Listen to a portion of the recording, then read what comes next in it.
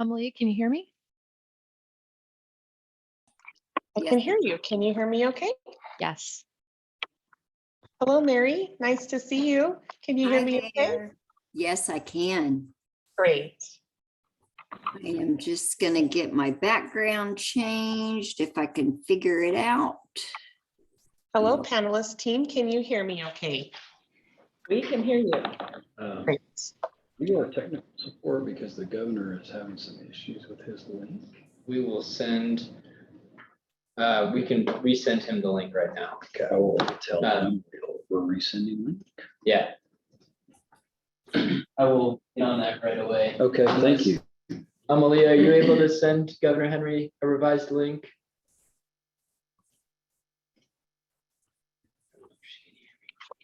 Can you guys hear us? We can hear you. Yep. I can hear you, and I'm working on that right now. I'm going to mute. I just have a few things going on in the background, so I'm going to stay muted, but I can hear you and you can hear me, so hang tight for just a minute. Matt and Eric, if you could help me promote any more panelists from the attendee side, that would be awesome. I can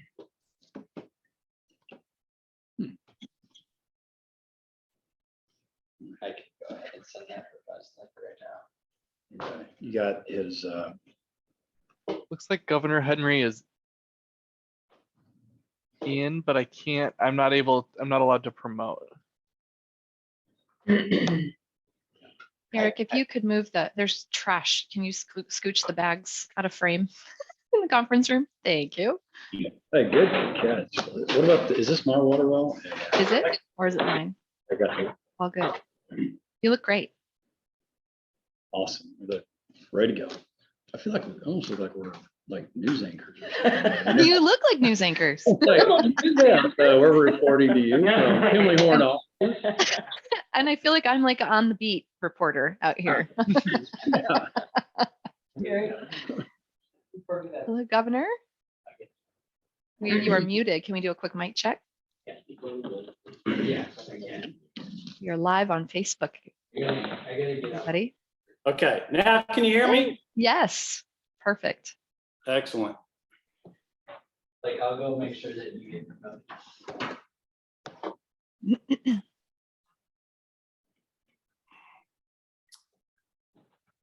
So what's the plan? Well, we're 1 minute down before we're are we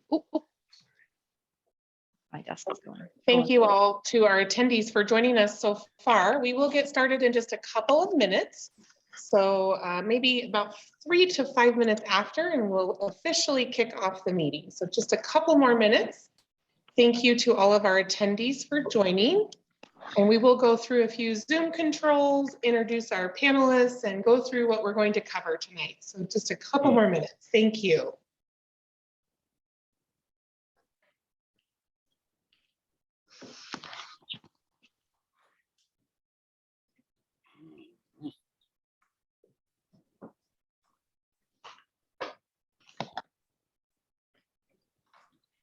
Hey, Amelia, did you want to mute us on this end until we're ready to start, or? Can do that. I think. Nope, I can't. Okay. I mean, I One guess second, that guys. matter, but I noticed a lot of the individuals were muted and we weren't. Again, thank you to all of our attendees for joining. We will get started in just a couple of minutes. We'd like to see more attendees join, so we want to give people an opportunity to get their connections working.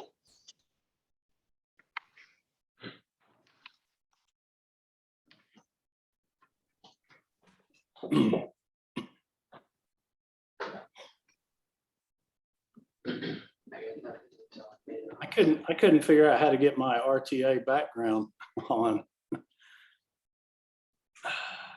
That's okay.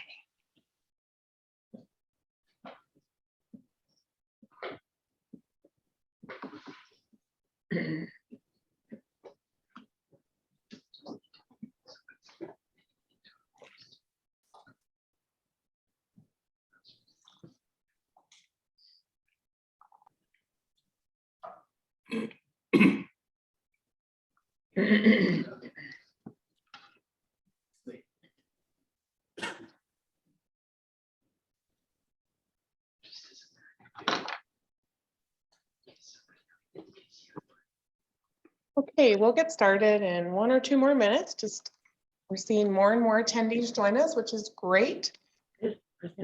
We're not on camera. You are on camera, actually, Catherine, just so you know. You Yeah. are, and we can hear you.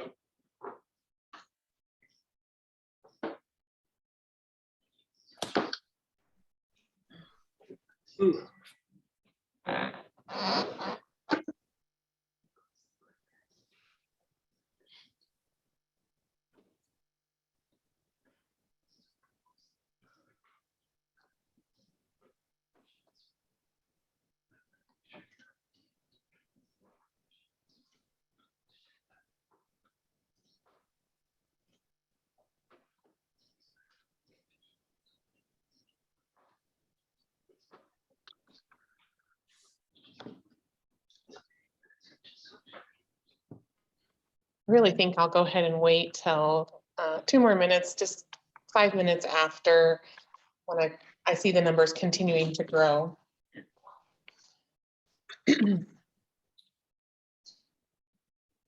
Thank you again for everyone joining us this evening. We appreciate your time, and we will get started here in just a moment.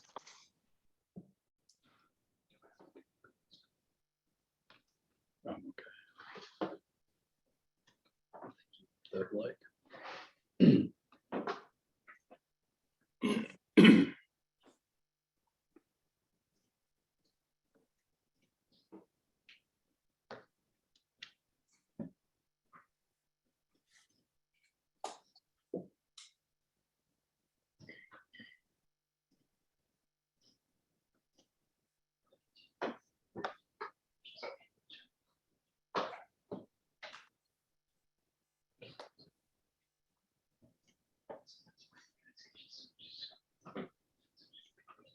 Okay, I think we're going to go ahead and get started.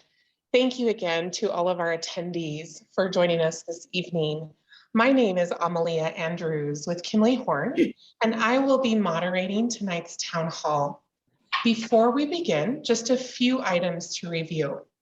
On the project website, which is rtamoves.com, you can find a PDF file of the slides that we are presenting tonight, as well as an opportunity for you to submit a question or comment, perhaps after tonight's meeting, to make sure that it gets over to our team.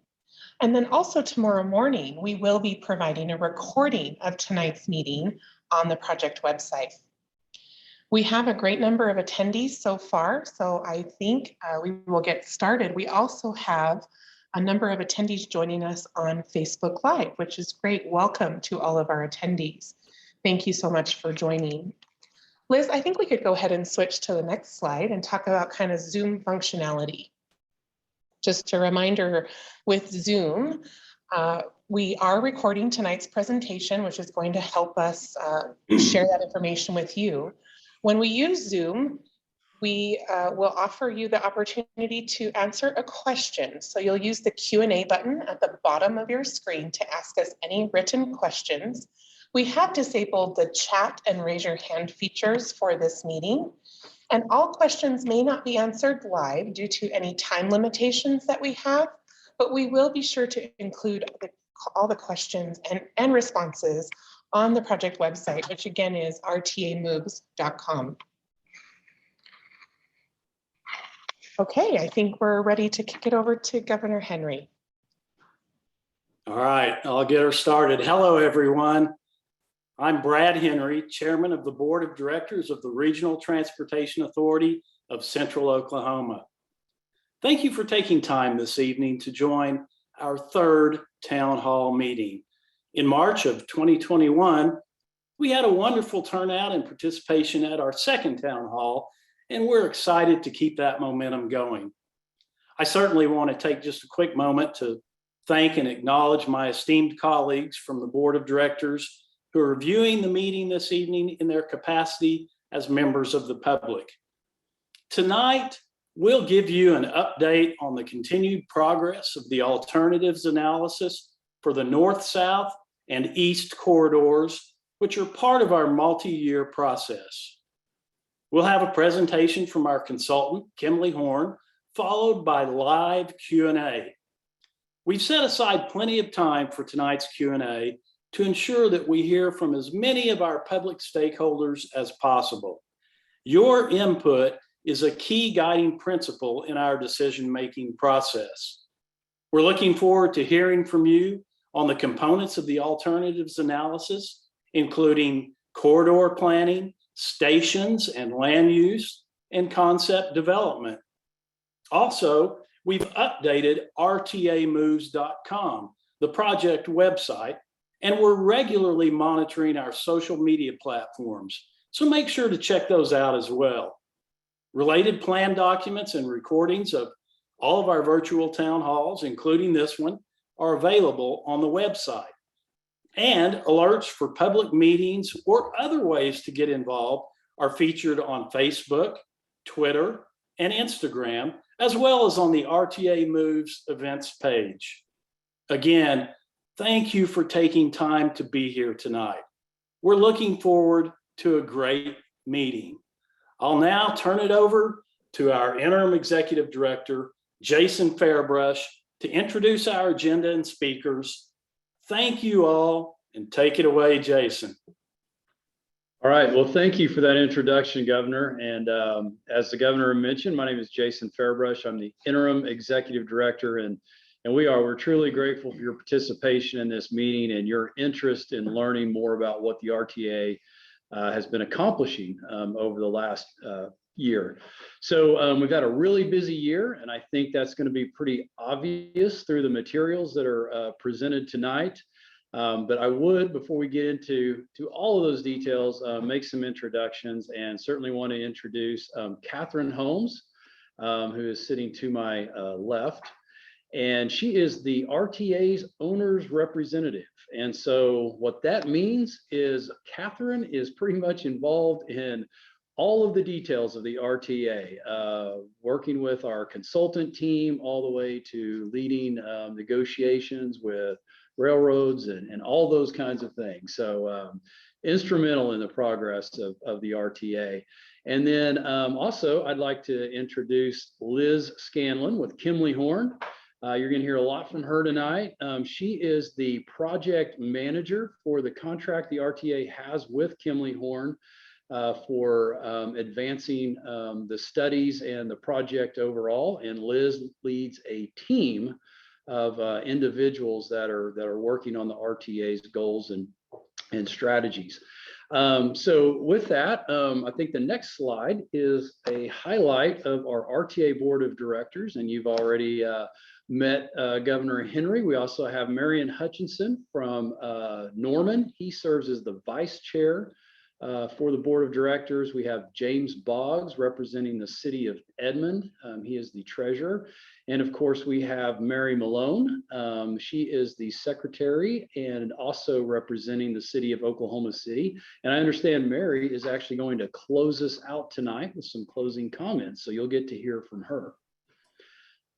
I believe the next slide here is really going to get into our agenda. And as you can see, we're going to talk a little bit about our transit system plan, just kind of refresh everybody on that, get into some details of our alternatives analysis, what you can expect next. And then, of course, what we're all looking forward to is our panel question and answer session. So I believe this is the part of the agenda where I will turn it over to Liz, and I think she's going to take it from here.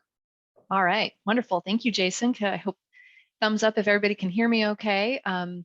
I have a short presentation to recap for you our progress, but first we're going to start with who's involved with the Regional Transportation Authority of Central Oklahoma. The member cities, of course, are guiding the work, make up the board, but we also have key partners in our federal, state, and regional partners. We're working very closely with Tinker Air Force Base. You're going to hear about that tonight. We also want to acknowledge our federal partners, Federal Highway Administration, Federal Transit, and Federal Railroad, all part of this work. We're also really grateful to our partners at the Oklahoma Department of Transportation as a participant in our study, ACOG at the regional level, and of course, existing transit operators. So really appreciate all of the support and partnership that is critical in moving the RTA's projects forward. So as the governor mentioned and Jason alluded to, we're in the midst of a multi-year process. So we started with a transit system plan. I'm going to recap that for you and talk a little bit about it. We are currently in the alternatives analysis phase, which really is about exploring options for the corridors that we're studying, including the modes, stations, and concepts. Eventually, once we move out of the alternatives analysis phase, we're going to move into environmental and engineering and hopefully move forward with implementation. So just to give you a perspective of the multi-year nature of our studies, we're here in the AA phase.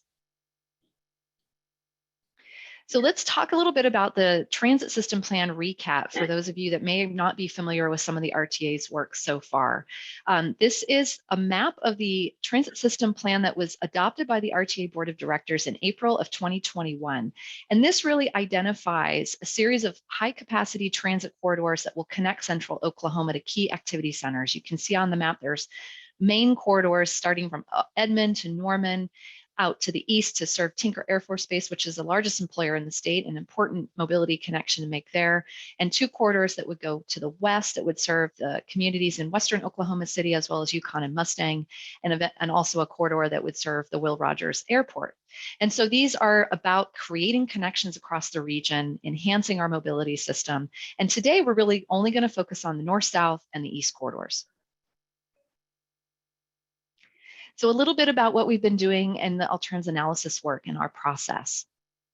We're going to start with our north-south corridor. So the north-south corridor is serving Edmond to Norman through Oklahoma City, through downtown. We're currently doing a feasibility analysis of this corridor to bring commuter rail into the BNSF corridor to share track with the BNSF freight. This corridor was identified in previous studies, has been long looked at, and now we are advancing in more detail all the components of the service that could be provided in this corridor. So it starts with a service vision. We've been talking a lot with the RTA board about a strategic policy goal and a vision for what the service might look like in this corridor. So we really want to think about where we want to get to in the future and how do we start right from where we are today. So on this graphic, we're really illustrating that goals can be set today that could scale over time. So we might start with a service today that builds ridership, that gets excitement, that helps people start to move north to south in the region. And over time, we may grow this service to be a little bit more intense, a little bit more robust. And I'm going to explain a little bit more about that in the coming slides. But this really sets kind of a vision and a policy to guide our planning work at this stage. So as part of that, we've looked to some agencies, some partner agencies that have done this already, including Minneapolis, Austin Metro, Dallas, the Trinity Rail in Dallas, the Utah Transit Authority, and the Regional Transportation District in Denver. And we really use this as an anchor to kind of think about how many trains per day should we be looking at?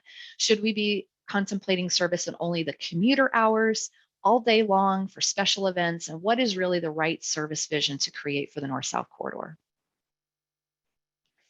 So where we're headed, in consultation with the board of directors, we've really honed in on a service vision that's got a couple of bookends. On one end, we're really looking at starting with a service that introduces peak service, right? When we're going to work in the morning and coming home in the afternoon or in the evening, and then having some service throughout the day, right? So that could be not every 90 minutes or every hour the train comes to help folks go from maybe work to their doctor's appointments or travel to go out to dinner with their friends. And over time that could grow, right? On the rail corridor, we could introduce slowly over time additional service that would allow maybe for more frequent service during the day. And then we could eventually add more service in the peak hour and increase our overall, how many trains are traveling the corridor. So we wanted to start with some bookends, if you will, to really guide the work that we're doing to plan the infrastructure investment and how we build this corridor out. Now, this corridor is contemplated to be shared with the BNSF Railroad. This is part of the Red Rock subdivision, which actually goes from the essentially from the Kansas border all the way to the US-Mexico border in Texas. So we're part of a very large freight network. It's one of BNSF's busy corridors. It's an important corridor for the movement of goods in the country, right? And so our team has been studying the capacity on that line. So how many trains could we fit on this corridor that run along with the BNSF, right? Really really important to understand that so we build the right amount of infrastructure to enable the RTA to bring service to central Oklahoma. And what we wanted to understand is if there's bottlenecks or constraints or any other issues that we need to be thinking about in working with BNSF to introduce the commuter service. That'll help inform how much infrastructure we ultimately need to build here as part of the RTA project. And that will inform all of the discussions that go forward with the BNSF Railroad. So cost estimating components is another component that our team is starting to look at. What you see on the screen are a menu of different things that make up cost. So on one side of the table, we have the capital costs, or the cost that will cost the RTA to build the project, right? And that includes different things: the trains themselves, how much, the maintenance facility, how many stations do we build, how much track or signaling system do we need to build, how much might we finance this over time, and certainly how might we interact with BNSF in an access fee to access their corridor. Think of it sort of like a lease agreement. On the operations and maintenance side, that is the ongoing cost that the RTA will pay every year to operate the trains. So paying the workforce to clean and maintain the vehicles.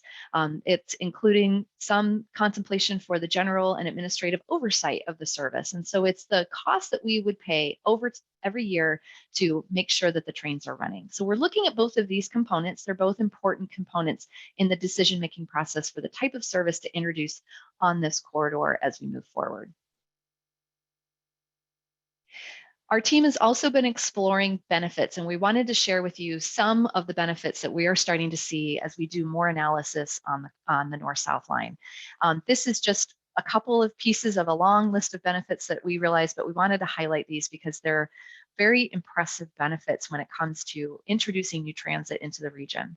So what you see here are the monetized travel time savings generated, right? So as we look at the region over time, as it grows and becomes more congested, there's a time and a money value to saving travel time across the region. And as the I-35 corridor and other roadways get more congested, transit becomes a really important component in adding more mobility. And we see that there's a very large number associated with the travel time savings generated.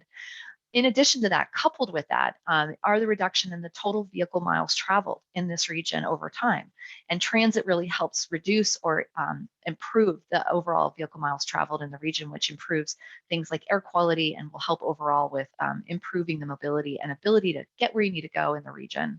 And finally, the total economic benefit, which is something that's very intriguing, right? That the project would introduce sort of indirect benefits to bringing jobs and being attractive to employers to come to Oklahoma City and be based here and invite people to grow their workforce. And so we see nearly $1 billion in economic benefit that could be generated as part of just building the north-south corridor. These are all really intriguing and good benefit to this corridor. These are also factors that will we are working with our federal partners as we start to think about federal grant applications and competitiveness on a national scale of how the RTA sort of stacks up within a grant application process. So finally, as we move forward with the north-south corridor, we've done some work on freight capacity. We're starting to build some tools towards cost estimating. What we are going to focus next on in the coming year is going to be now really collaborative discussions with the BNSF. This is their corridor, and we need to work with them to introduce the rail service that the RTA would like to run in the right way. In addition, we're going to be looking at and identifying a maintenance facility location. We need somewhere for the trains to go and sleep at night and where we can maintain them and wash them and do all those things. We'll also be starting to look at station locations. There has been some work done in the past on the station locations. We've started to take a look at the right number of stations that serve this corridor. We're going to do more work on that in the coming year, and that'll really get into configurations and different amenities.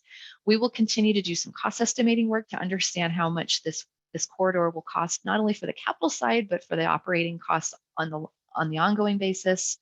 We want to understand ridership. How many people will really want to ride this system in the beginning, in the middle, and over time as the system grows? And that all sets up the RTA to embark on a capital investment grant process with the Federal Transit Administration. Some of you may be aware that the administration currently has quite a bit of federal money that's been allocated for transit, and we are preparing to embark on that process. So the RTA is positioned to seek federal funding to help pay for some of the costs to build the North-South line. So those are just some of the things that are coming next in the coming year as we continue to work on this corridor. So let's talk a little bit about the East Corridor. So the East Corridor connects from Santa Fe Depot out to Tinker Air Force Base. Again, Tinker is one of the largest, maybe the largest employer in the state of Oklahoma. Important to get workers who live not only around downtown, but we recognize that folks that are working out at Tinker live all across the region, and we need to have really good transit access to the base for them. So we are actively studying different options to connect the depot out to the base.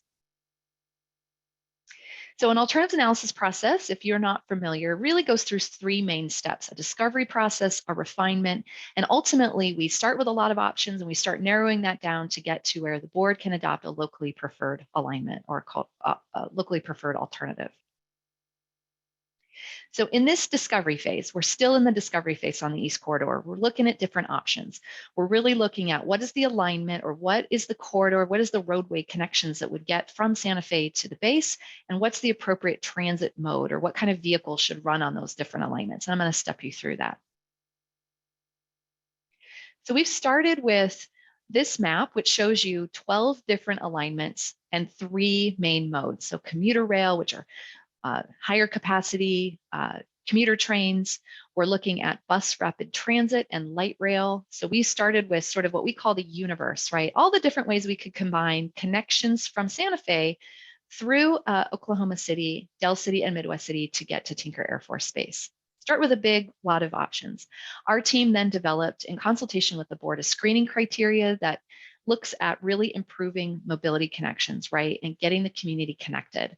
We look at how are we fitting in this project with local planning for today and for tomorrow. We look at providing access to activity centers where people live and work and play, and we want to make sure we're giving good thought to connections to activity. How might there be major cost elements out there that we aren't aware of? Crossing rivers, major bridges, other things that would introduce unknown risk or cost. And then we also look at how these alignments may or may not provide for economic development potential. So those are some of the things we use to screen the alignments. So we started with a lot, and you can see on the map here, we started to whittle things down. Our team did a first pass and reviewed this and came up with a narrowed set of alignments, if you will. We've also been working over the last several months with a lot of partners, and really want to maybe give a shout out to our friends at all of the cities who have really helped guide our work. The Air Force Base, Tinker, has been very engaged in this. And these partners, as we've met with them over several months, really help to inform different considerations for these different corridors and what we need to be thinking about as we think about connecting the depot to the base and how these systems would interface with the communities. So we made some notable discoveries along the way. We have determined that there is a real incompatibility with commuter rail on this corridor. So I just was talking about the North-South corridor that interacts with a freight operator. On this corridor, there isn't freight operations, and commuter rail doesn't feel like it fits into the community makeup. It's not appropriate, and the corridors that it would run on just didn't seem to fit with the goals of the East Corridor. We also discovered some engineering constraints on Reno and Grand Avenue that might be challenging to overcome, might be very costly for the RTA to overcome. We looked at right-of-way width. So as we introduce new transit systems into different roadways, such as Shields or 29th, we wanted to kind of understand how those would fit in the current roadway and travel widths and travel lanes. We've also been coordinating with ODOT on the I-40 development timeline and reconstruction of the highway, and learned a lot about the compatibility or not with the RTA project to put transit actually into the I-40 corridor. We've also been really closely working with Tinker Air Force Base. We learned a lot about their accident potential zone, or where their runways might interface with new transit in the right or the wrong way. And we're also working with them as they develop their own transportation planning. So the RTA project is really synced up with what the base is doing to make sure employees, once they get to the base, can move about to get to their jobs. We discovered an interesting 29th Street opportunity to connect to the north-south line.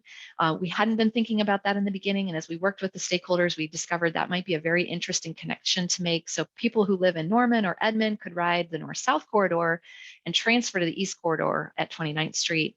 And finally, we partnered a lot with Oklahoma City staff that helped us understand the redevelopment opportunities on Eastern Avenue.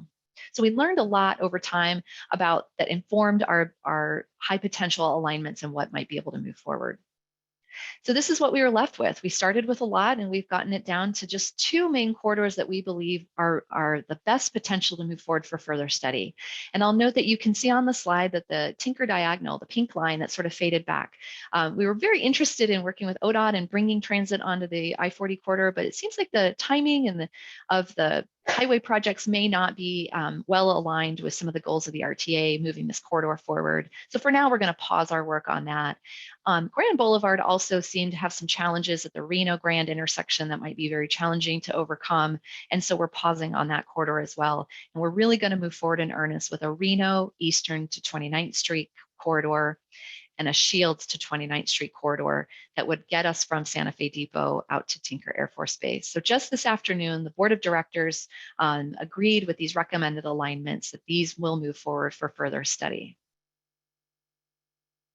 So now we're going to move into the refinement phase. We've gotten a lot of options whittled down to a couple, and we're going to really deep dive on these and explore these further and get more detailed information. So some of the things that we're going to be doing in the coming year are going to be to continue to look at engineering and do some design work that will inform cost estimates so we get a better feel for how much this corridor might cost to build. We will continue to explore the ridership potential and service. We are continuing to carry forward bus rapid transit and light rail. So we want to really understand how the ridership and service might fit for these corridors and how many people could ride it in the future. We're going to continue to work with cities in exploring sort of how would the stations fit into the communities, and how do we connect best to all the activity centers in the East Corridor. So just to wrap up, a few next steps. So for the East, as I mentioned, we're going to continue to refine these corridor alignments. We're going to do more engineering, and we're going to start to look at station locations. And on the North-South line, we're going to do some ridership modeling. We're going to continue to collaborate with the BNSF on what our project would look like for the North-South, and also explore further the stations for the North-South line. And with that, I'm going to turn it back to Amalia for the panel discussion. Thank you, Liz. That was a great presentation. So we have a number of great questions I'm very happy to share with you today to our panel team. So our first question is an anonymous question, and Catherine, I think this will be a great one for you. How is all of this going to be paid for? Well, Jason and I can tag team on this.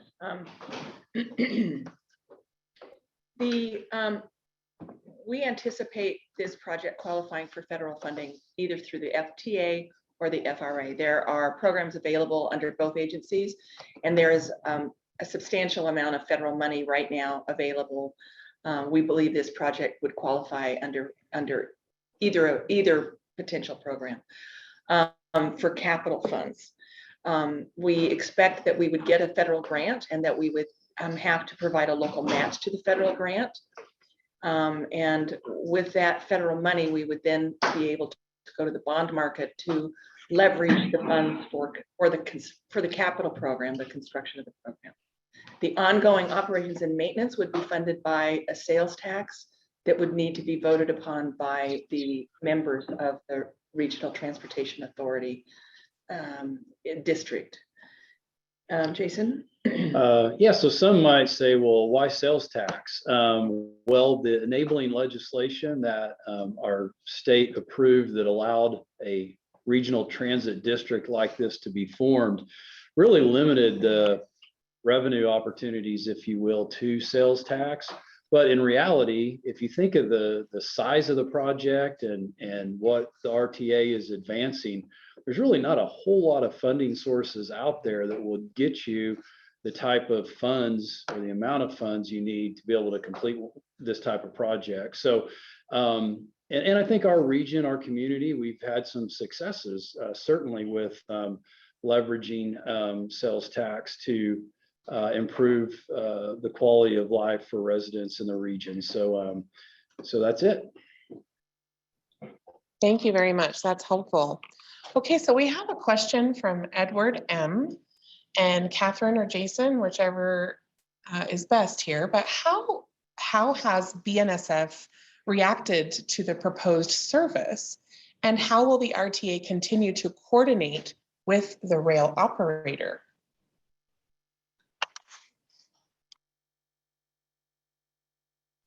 Oh, you're on mute. I'm going to go ahead and ask you to unmute. I can't hear you. So just if you could unmute and then restart your question or your answer, excuse me. We've been coordinating with the BNSF for actually several years now. They are very interested in this project. We recently met with them at the end of May and in Dallas, and shared with them in some detail what our service vision is and our timeline. And they are very engaged. I expect that we will continue to coordinate with them on a regular basis for the next several years until we get to a point where we understand the capital improvements that are necessary and the operating plan that would be acceptable to BNSF. Thank you. Okay, we have another question from Jonah K. Jason, I think this would be great for you to start with. How will the new services overcome historically lower density development and attract sustainable levels of ridership? All right. Hey, Jonah, thanks for that question. So, starting with, I guess the density question, if you will, is I think there's two pieces to that. I mean, one, we feel like, from a transit perspective, looking at the corridor, north-south in particular, but also east, at the anchors, if you will, of those corridors in themselves, being the cities, are, in our opinion, certainly trip generators that we believe will garner ridership. We suspect the station locations that are identified will be a combination of areas where there's already some development, whether it be rooftops, whether it be employers, whether it be a combination of both. And then there'll also be station locations where maybe there's not the density now, but as we know, and we can look across the country, a lot of times or I would say almost all the time, you put in a rail station like that, then the density and the development comes around it. So I really think we have, kind of best of both scenarios there. And then thinking of Tinker, same kind of thing. I mean, just from a pure transit perspective and trying to identify where trip generators are, having a high capacity transit serving the region's largest employer in itself, we believe will support ridership. And that's what some of the work that Liz and her team are going to do. They're going to really drill into those ridership projections, use models that are endorsed or approved by the FTA for that ridership projection modeling. So we're really looking forward to seeing that. And then the other reality is, transit in central Oklahoma right now is primarily limited to bus service, although we've introduced streetcar and we have BRT around the corner. But we are confident, I'm confident as a transit operator, that once particularly a train hits our region and provides passenger service, there's going to be people using that rail-based transit system that perhaps have never and may never use bus system because we just know that the train has that appeal to sometimes an entirely different customer base. I hope I answered your question, Jonah. Thank you. We have a question for Liz. This is from, from Edward M. Are you looking at electric buses for the BRT alternatives? And are there other sustainable modes of transport that can be part of the system? That's a very good question. I'll give an answer and I'll defer to Catherine and Jason. I think that as we get into the modal examination on the corridor, low or no emission vehicles is certainly something I think is interesting to the region. So I suspect it's something we would be looking at. We haven't gotten to that yet, but certainly something I imagine we will look at when we get to the point of looking at this specific technology. I defer to both of you on that as well. Yeah, I think it's something we absolutely have to take a really hard look at for a couple reasons. One is the current administration. They have a huge emphasis on electric zero emission, if you will, as they define it, transit vehicles. So there's a potential. Not only could you leverage that non-emission vehicle for some potential fuel savings, and obviously for some air quality improvements, but really also to perhaps have a more competitive grant application when you're going through the federal funds process. So and by the environment for the electric vehicles, as we know with all technology, is changing very rapidly. So the opportunities that we have now today with our current electric buses we have in the Embark system, we're limited to charging stations at our maintenance facility, but that technology is evolving, and it's already been proven in other places where you can put that charging infrastructure even out on the alignment. So yeah, I think it's something that would definitely be looked at. So exciting to hear that that's even being considered. So exciting. Okay, we have an anonymous question, and Catherine, I'd like to give this one over to you. How long until these services will be in operation? Well, isn't that the $1 million question? Right. That's why I was anonymous.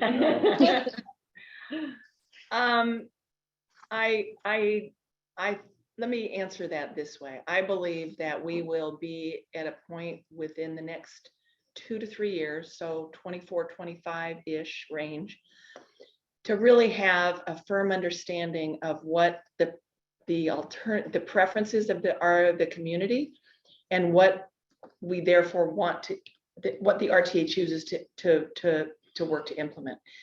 A BRT implementation will be faster to bring to operational status than an LRT mode choice, and we don't know which choice we will have. The commuter rail line, I anticipate we will similarly, in a similar time frame, be at a point where we have an understanding of the opportunity we have to access that corridor, and the time for implementation of that on the capital side will depend on the nature, the magnitude of the capital investment that we will be required to do. And all of that will be driven by the modeling and analysis that will continue to be moving forward in the next really 2 years as we move through modeling and preliminary engineering. Once so it's hard to really answer the question of how long will it take to build it until we understand the magnitude of the investment. But again, at the conclusion, certainly by the middle of the year in 24, we expect to have a very solid understanding of all of that. Thank you. Catherine, I'm going to go out on a limb here and say Okay. it's going to be before I retire. for Okay, sure. there we go. Great, And I'm not- I love it. That's great commitment, great commitment. Okay, another question from Edward M. And Jason, this might be great for you. Do you anticipate Del City and more rejoining the RTA? And how will the RTA handle membership changes into the future? Yeah, so, well, I would say certainly optimistic, and they have that opportunity. I think we kind of have to look to how have we seen this unfold in other parts around, other systems around the country. And it's not uncommon to see cities join established regional transit authorities later after they're already in operation. And I know, I think, the board sentiment is surely like, the board wants to work with anybody along the alignment that wants to have that access to transit. So to answer the question, I believe that opportunity certainly exists. If they were to approach the RTA at a later date, we would rely on the trust indenture, the document that basically establishes the trust and sets the parameters for cities annexing or de-annexing from the organization. and probably love to have those discussions. Catherine, do you want to add anything to Yeah. that? I would just emphasize that the process to annex the system is in place. I mean, that is part of the indenture that formed the RTA in 2019. So the process exists, and it's very clearly laid out. And so anytime anybody wants to have that conversation, you know, we've got a method to work through the interest. Thank you. Okay, we have a question from Jim E. and several others actually, maybe directed to Catherine or Liz. Where are the stations going to go? Will there be a station near Chesapeake, a very specific location? So we haven't yet done the analysis on the exact location of stations. That's part of the work that we will develop over the coming year in collaboration with the communities. I mean, you know, there will be a lot of outreach done over the next year to listen to the community and understand, you know, where it would be a benefit for the greatest movement of people. But we are not in a position to identify with specificity station locations. Mhm. Thank you. Okay, so now we have a question from Larry. Liz, this might be good for you. Will the ridership modeling of the next year be robust enough to give projections at each station? Yeah, so we're going to utilize the FTA, Jason mentioned the FTA approved what's called STOPS modeling. It's a ridership modeling tool that has been approved by the Federal Transit Administration, and it does forecast 20, 30, 40 years in the future, and it will examine, once we know kind of what generally locations, stations that it can model ridership between point to point trips. So that's something that over time we will continue to explore. Thank you. Okay, we have another question from Edward M, directed first to Catherine or Jason. Do you think the federal infrastructure funds will lead to expanded Amtrak northwards? And if so, how will that impact the RTA? Yeah, do you want to? So I do think that it is likely to lead to an expansion of the Amtrak service. And, you know, in fact, I think the fact that we have BNSF and Amtrak and potentially commuter rail all in the same corridor enhances all three of those entities' opportunity to get the federal funding. I mean, because the federal money is going to benefit more than just one system. It would benefit BNSF by enhancing the freight capacity on a critical freight corridor.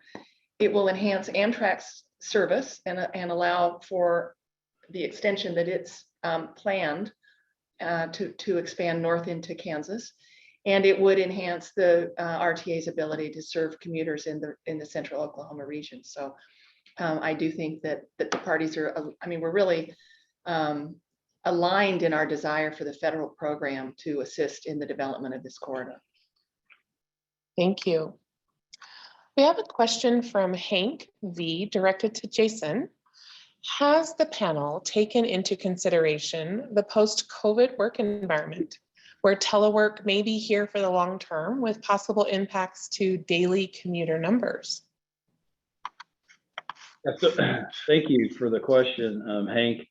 And I may ask Liz to help me with this one because she's working in her and her team work in other markets, but I think it's a really good question. And that's something that really the entire industry, if you will, is kind of looking at and examining now. You know, we use the term, you know, peak times, if you will, you know, kind of loosely in that we typically associate it with, you know, somewhat early in the morning and somewhat later in the evening. But the transit industry as a whole is evaluating that and saying, you know what, peak times may not be what we've traditionally thought of them to be. And so my thought is as we get more in depth in the study, we do that ridership modeling, there may be some scenario analysis, and we may know more from the industry and the industry trends at that time of what truly is peak. Now, I firmly believe we will have a peak time. It's just hasn't moved on us a little bit. And is the trip purpose different? Yeah, I totally agree with Jason. and the industry is grappling across all modes and all, all of us are trying to understand kind of the new world order, if you will, on travel times. But I'm in agreement with Jason. The commuter, there will be a peak period, there will be peak loads. We just have to continue to monitor and assess what we think that will be. This is where I talked about in the north-south corridor, building in some ability to scale the service over time. So we could start with something a little more modest and scale up. That's intentional to make sure that as ridership does grow over time, we're in a position to accommodate that as well. Yeah, and maybe to add a example to that, we've seen that locally with the OKC streetcar, and that when the system was launched, we had strong ridership. During the weekdays, we typically more workers were downtown. We are recovering on our ridership, as all systems are, but now we have actually seen a clear meaningful difference in the amount of ridership we have now on the weekends and during events versus like a typical work day. So that's kind of a brief moment in time snapshot, if you will, of where we're at with streetcar ridership specifically as it relates to, yes, kind of this new situation where not everybody's necessarily coming to the office every day. Thank you. We have a question from Edward M. And Jason or Catherine, this might be great for you. How do you see the RTA system coordinating with and interfacing with the Oklahoma Turnpike Authority facilities now and with the future expansion? You take that? Well, that's a great question, Edward. Well, let me answer it generally. Anywhere that we can put high capacity transit to where it could connect in close proximity to a turnpike, I mean, that's not a bad thing, right? Because that means that creates hopefully easy accessibility for the automobile to connect to a park and ride station, and then that alternate mode, the train in most cases could then be selected. So I mean, it's not a bad thing. It's not a good.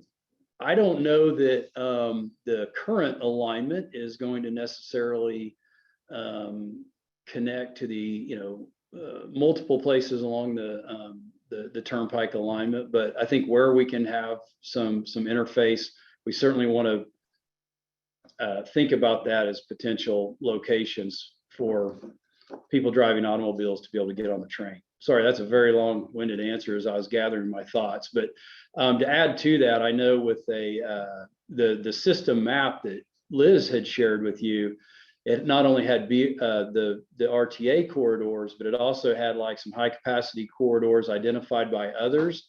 And I believe the Northwest BRT was on that map, and there's always been a vision to take that corridor, for example, all the way out to the Kilpatrick to be able to capture, that commuter base. So it's not out of the question. Anything to that? Thank you. Catherine, I think this might be good for you, also from Edward M. How will the RTA handle property acquisition and navigate potential issues with property rights that other agencies have been challenged with? And one follow-up to that, what is the RTA doing to prepare for this possibility? Well, interestingly, the RTA board has begun to really focus on that question. And I don't want to get ahead of the board, but I will say that there are active considerations about what the appropriate approach should be. And we'll work closely with our member cities in developing the approach that will serve the region. Thank you. Okay, this is an anonymous question, and Catherine, this also I think might be a good one for you. What is your schedule for the ballot measure on the sales tax, development and approval of the LPA, and initiating the environmental review process? Well, Liz can address the timing of the environmental review process. That'll happen in the next couple of years. In the next year, we'll start to move into that. As far as the ballot measure, until we know what, we don't have enough information today we don't know exactly when we will have the cost estimates sufficiently defined to be accurate in understanding what we're going to need to ask for to support either the capital side or the ongoing O&M. So this is part of the work that will start to be really refined in the coming year. I think at the end of next spring, I think we'll have a much better assessment of what the timing would be, but I would estimate that it would be somewhere between 23 and 25. But that's a conversation that will be initiated by the RTA in consultation with its member cities as we have more detail around the cost factors that will feed into the referendum question. Thank you. This is a question from Jim E. And I thought maybe Jason or Liz could help us with this one. Will the light rail or system have a transit police department to ensure passenger safety? And how will the RTA work to ensure rider safety? I'll tell you. Want me to take that one? Okay, Jim. Was it Jim? Anyway, thank you for that question. And so safety and security of the system are really always at top of mind for a transit operator. In fact, there was specific legislation in the transportation bill prior to the one we're currently under, the FAST Act, that established really a whole new gamut of safety, but also some security measures that transit agencies need to respond to. And in fact, here in Oklahoma, our rail service, the streetcar at this time, is actually overseen by a state safety oversight office. So I say all that just to let you know there's a lot of emphasis on safety and security. And there will be, I always have to be careful that I'm not speaking on behalf of the board, but as a transit operator, I would certainly foresee there being security. Now that could be transit police, like just what you mentioned, and we've seen transit systems have their own police force. That could be contracted security. That could be interlocal agreements with member cities, maybe for their police forces to supplement. There's different ways to do it, but I'm pretty confident at this point in saying that there would be security. To the extent, that's still to be determined. There are approaches of having, security at some stations and some trains just to create that presence and allow, customers to know that security is present. There's also systems that have a security guard on every train. I think the line between the Denver airport and downtown is an example of that. So yes, there will be security. The degree and who provides that, I think, is yet to be determined. And certainly all these questions, trying to give you the most direct answers we possibly can. Just there is still a lot of decisions to be made. And that is really why we're having this meeting tonight, right? Hearing from the members of the community. This all feeds into our process as we move forward over the continued analysis. I was just gonna say, I think it's great that the audience is thinking about those kinds of details. That's really encouraging. It's like, is there going to be security on the train that I'm riding? And those are the kinds of things we need to know are important. Absolutely. Yeah, agreed. We have an anonymous question, maybe Catherine or Jason. Why is the system studying corridors on the east side of the city and not through central Oklahoma so it can be available to more people? You want to take that? I didn't understand the question. So why are we studying corridors on the east? but not, can you repeat the question, Yeah. Amanda? It's why is the system studying corridors on the east side of the city and not through central Oklahoma? Like a full east-west connection, maybe. I don't know, But but I think it has to do with the fact that the east has already been studied. yeah, a so, bit. so in the 2015 study which was the study the last study that was done before this work began really in 2017 to kind of refresh that and create the RTA. That 2015 commuter corridor study identified the north-south line and the line out to Tinker. Excuse me, they called it an east line. And so we initially picked up where that study left off. Since that time, we have added to the transit system plan additional corridors going out west to the airport and also west to the Yukon area. And I don't know if that gets to, that is a more comprehensive central Oklahoma approach. The RTA has been awarded raised grants, federal grants, to do the planning studies for the two lines to the west, the airport line and the Yukon, what we're calling for now, the airport line and the Yukon line. And those planning studies should get underway in this current next fiscal year. Oh, yeah. We're not yet in it, We're so almost done. anyway, with this one. next month, sometime in FY23, we would expect those studies to get underway, and so we'll have a more balanced review of all the needs in the central Oklahoma area that have been identified today. If I remember right, you guys correct me if I'm wrong, but when the board was looking at that system plan and saw that north-south corridor and east, I think that was something the board quickly recognized, was like, we have some gaps here, like the whole west side. Right. And so Right. I think. The airport is,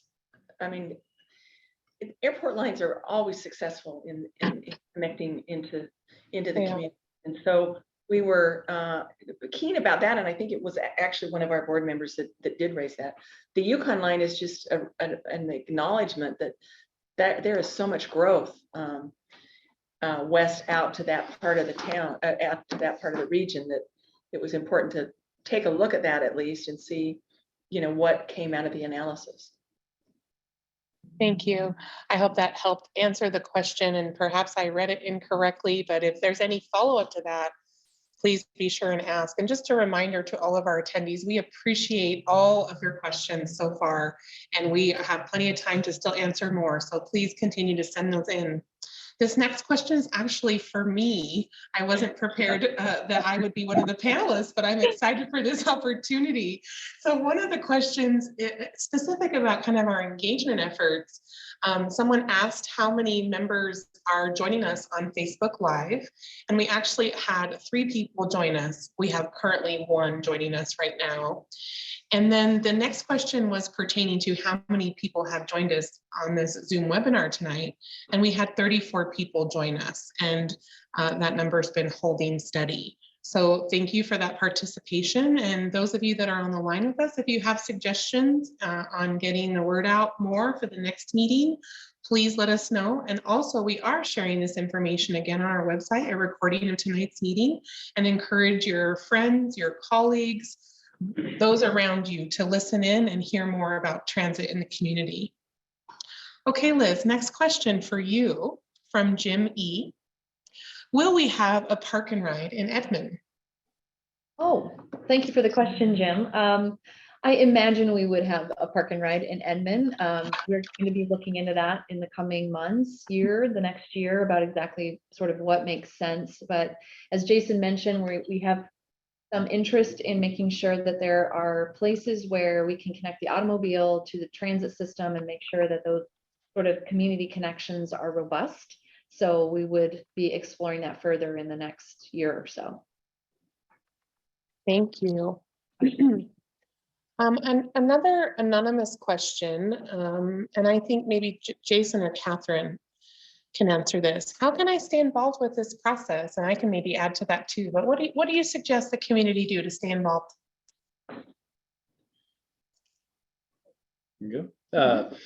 Well, so I think there's several ways to stay involved. One is I know our board always welcomes public involvement, participation, attendance at our regular monthly board meetings, and those are public meetings, open to the public. Agendas are published ahead of time, so you can find those agendas at rtaok.org.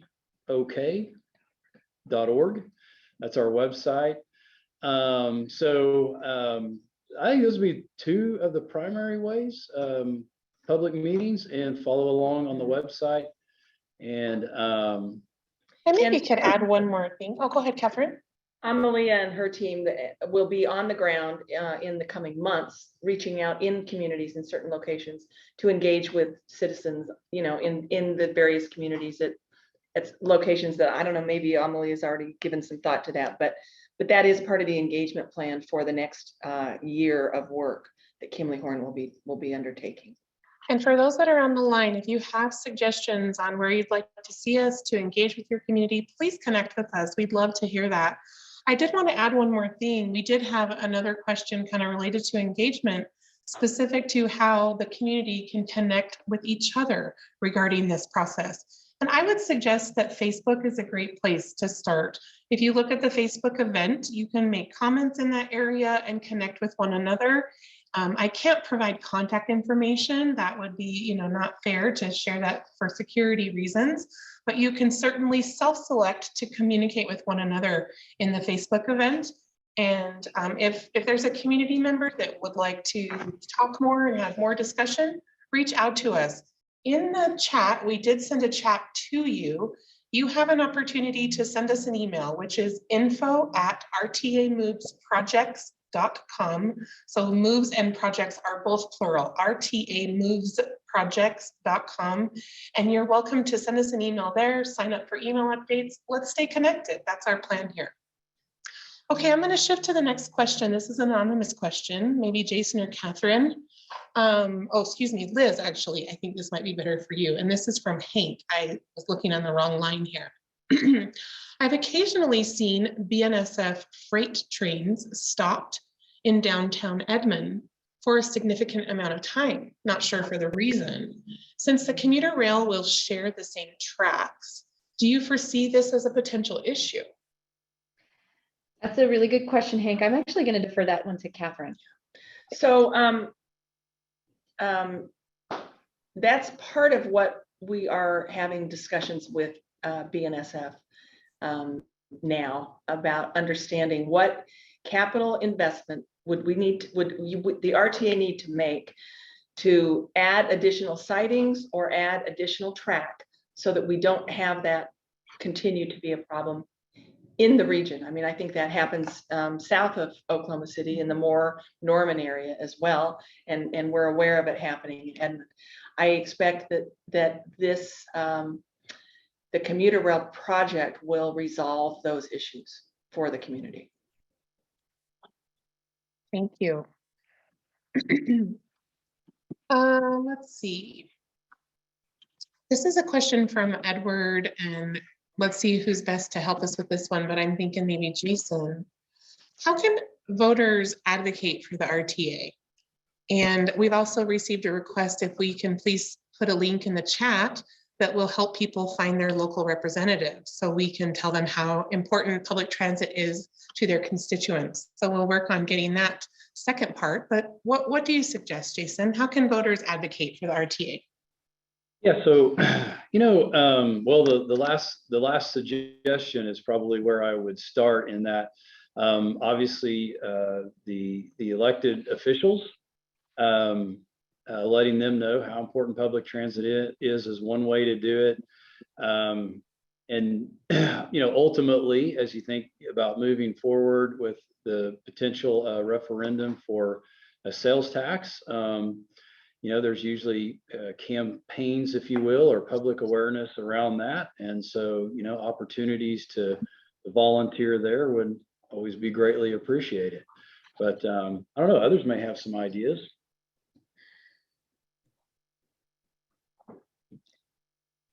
Thank you. Hey, there you go.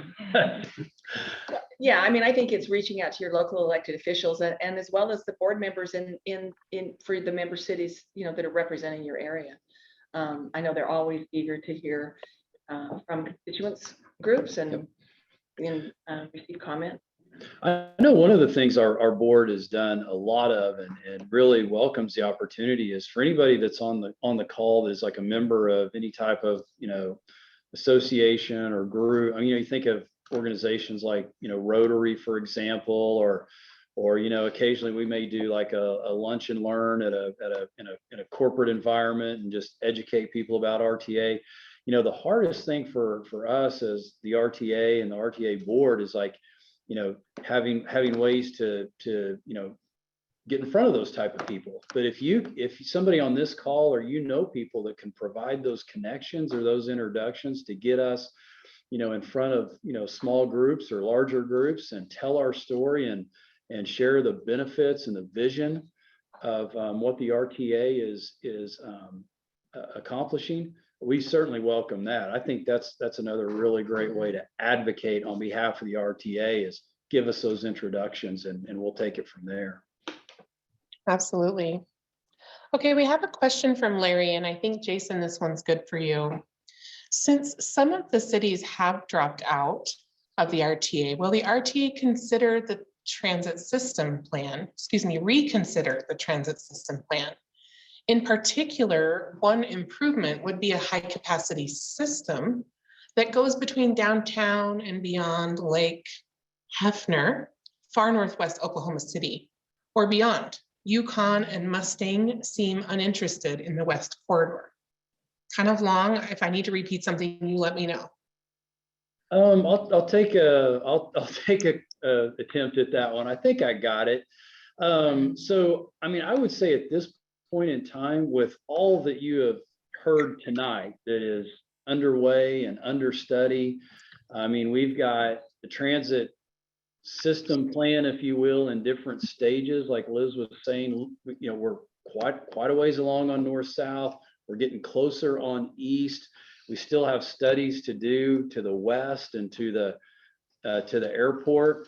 I'm as any, you know, transit provider would do. We from time to time do need to revise our plans and account for changes in the region with trip generators and such.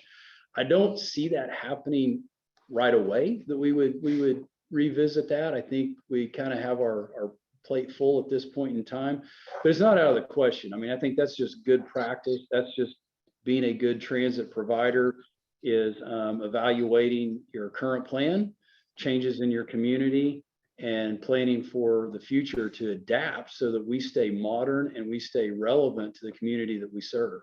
And we acknowledge there is a lot of growth to the north. There's also a lot of growth out to the west. Thank you. Let's see, I wanted to just note that we do have some additional people joining us on Facebook Live who may not have heard what we've mentioned so far. So we are in a live Q&A session. If you have any questions about transit in the community, anything we've presented so far, please share those with us. And all those that are joining us on Zoom, we have time for additional questions, so please share those with us here. I will share with you that we have received some questions tonight that require a written response, very specific questions, and we will be sure to prepare that information and get that posted on the website, along with a recording from tonight's meeting. So I just wanted to make sure to note that for everyone joining us on the line. Liz or Catherine, Jason, we've had a great number of questions so far. I'm curious if there's anything more we'd like to expand on that we've talked about in our presentation tonight. Any further items we'd like to note? Well, I can take that one. I'll start. So, you know, I think anybody that's hopefully, you know, listening tonight, you know, we've talked a lot about you know, high capacity transit, specific corridors, but I think it's good also to remind anybody listening that, you know, the Regional Transportation Authority of Central Oklahoma, I mean, they are in the business of providing transit solutions for the region. So as we just stand up this organization, sure, there's going to be specific corridors that the RTA is focusing on, but I would also just remind people to keep in mind that big picture, that vision plan that Liz presented. And if you picked up kind of the details or the nuances, I believe, of that map, you know, we highlighted the high capacity transit corridors, but kind of that was kind of overlaid on a robust, enhanced fixed route bus network that would feed the high capacity corridors. There were planned, future bus rapid transits. And so I just would like to remind the group that the RTA is really looking at this big picture and long term. Thank you. I'm curious if you had any concluding thoughts, Catherine or Liz? We haven't received any additional questions, but I think we'll close it once you have provided any concluding comments, if you have any. I think my concluding comment would be just to remark, looking backward on how far we've come. I mean, 2 years ago, the RTA was formed in 2019, and we did some preliminary work, and we got Kimley Horn under contract 2 years ago, and we had a 4-year program with Kimley Horn, and we are at the midway point. And in the review that Liz did today, and we did it at the board meeting earlier today, it was really quite remarkable how much progress has been made in that 2-year period, and we are exactly where we projected that we would be and where we wanted to be. I think we're very much on track to, at the end of this initial 4-year period, which would be through spring of 24, we will know what we set out to know. And we don't know everything now. You know, a lot of the questions that you were asking are things that are planned for the study in this coming year. And so next year, when we have this meeting, we'll have all those answers. And so remember that. And then the final year will really be, refinement and gearing up for the federal process and a voter referendum process and decisions around that. So I think, we're really making good progress, and we're very excited about the coming couple of years. Thank you, Catherine. So thank you all to our attendees again for joining this evening. Remember that transit in our community is a top priority, and we look forward to continued discussions with you. Mary, I'll go ahead and turn the time over to you to close us out. Thank you. Thank you, Amalia. I am Mary Malone Tully. I'm the RTA Board Secretary and Chair of the Outreach Committee. And I want to thank Jason, Catherine, and Liz for a really dynamic and insightful presentation and discussion. And I want to thank everyone attending and all of you for sending in some really great questions. We hope that you've learned a lot tonight, and we hope that you will continue to stay engaged with the work of the RTA. It is really important to the RTA board that we are open and transparent with our work, and we truly value your input at every stage of the planning process.